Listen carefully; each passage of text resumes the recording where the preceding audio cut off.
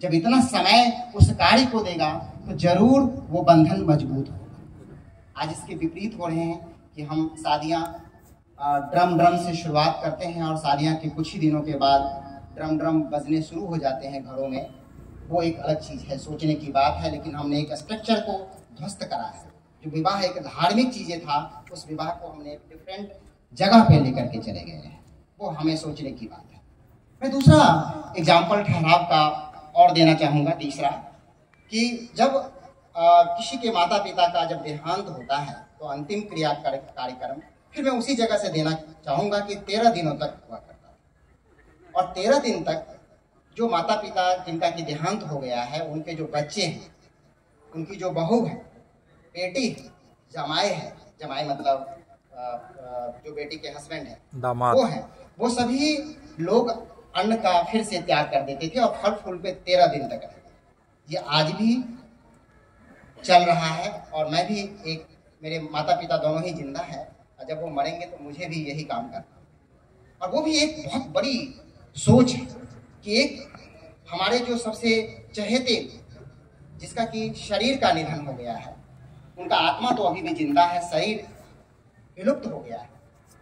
मैं उस कष्ट से गुजर रहा हूँ और जब कष्ट से गुजर रहा हूँ और उसमें हमारा मन का विचलन होगा तो हमें और कष्ट होगा।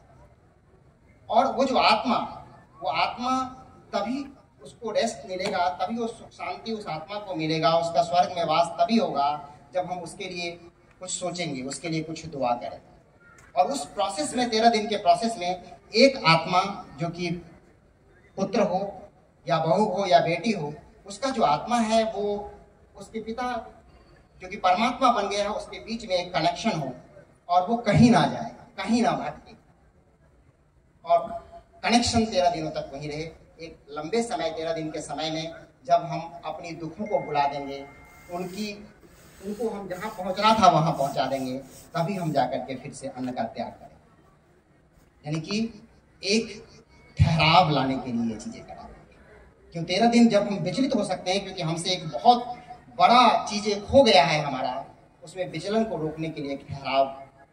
ऐसे बहुत सारे हमारे कल्चरल चीज़ हैं, लगभग ये हर अपने देश के हर एक जगह जो कि कल्चर के लिए जाना जाता है में ये चीज़ें विद्यमान था। और वो समाज में ठहराव लाने के लिए इन चीज़ों, ठहराव की क्यों जरूरत है, मैं इस पे थोड़ा सा बात करना चाहूँगा कि कल्पनाएं जो है वो कल्पनाएं जन्म लेती हैं। आज के दौर में जब हम मोबाइल कम्युनिकेशन के दौर में हैं तो कल्पनाएं तो हमारे अंदर में बहुत ज़्यादा जागृत, मतलब हर मिनट में नई कल्पनाएं आ जाती, नई चीज़ को हम देखते हैं।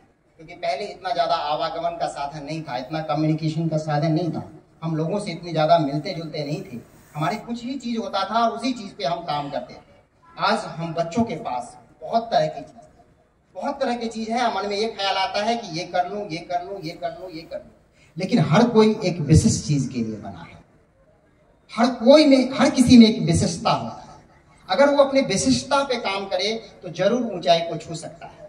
लेकिन हमारा जो परिवेश है, हमारा जो एनवायरनमेंट है, वो हमें बहुत सारा चीज़ें ऐसे हमारे सामने में रख देता है जो कि हमारी विशेषता नहीं है, और हम उस काम को करने के लिए चले जाते हैं, हम वहाँ पे लड़ने के लिए चले जाते हैं जहाँ पे हम लड़ाई नहीं कर सकते। हम मानव हैं, हम हवा में लड़ाई नहीं कर सकते, लेकिन हम हवा में भी कूद पड़ते हैं लड़ने के लिए, जहाँ पे हमारी हार तो लगभग तय ही।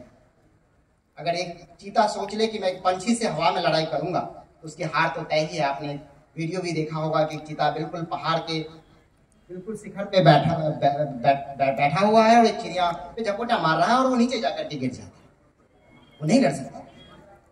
तो ये चीज़ें अगेन एक भटकाव है। अगर हम अपने जो हमारी शक्ति है उस शक्ति की पहचान कर लें तो सबसे जो बड़ा अवरोधक है वो है मोबाइल, जो कि हमारे शक्ति को ही पहचानने नहीं देता। हमारे पास ये दिखाया जाता कि देखो ये कर लिया उसने, ये हो गया, ये कर लिया उसने, ये हो गया, और हम हमेशा भटकते ही रहते हैं।